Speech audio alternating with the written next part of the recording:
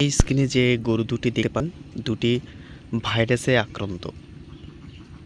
ছোট গরু ছানাটি সে বেশি আক্রান্ত, কিছুই খেতে পারে না।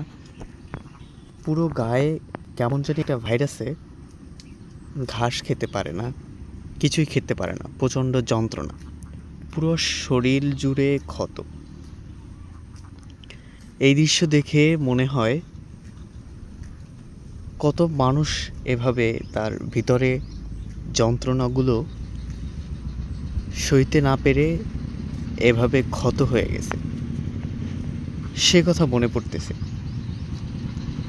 যাই হোক, এই গরুটা আজ থেকে আমি প্রায় 1 সপ্তাহ যাবৎ এভাবে দেখতেছি।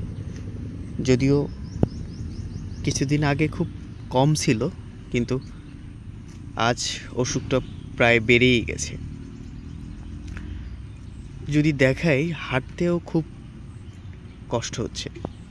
ওর মারও এই রোগে আক্রান্ত, ওর মাও সেম রোগে আক্রান্ত, কিন্তু ওর মা কিছুটা সেরে উঠলেও ওর এখনও সেরে ওঠে নাই। পুরো শরীর জুড়ে এভাবেই ক্ষত। মনে হচ্ছে যেন কেউ গুলি করে জাজরা করে দিয়েছে, ক্ষত বিক্ষত করে দিয়েছে পুরো শরীর।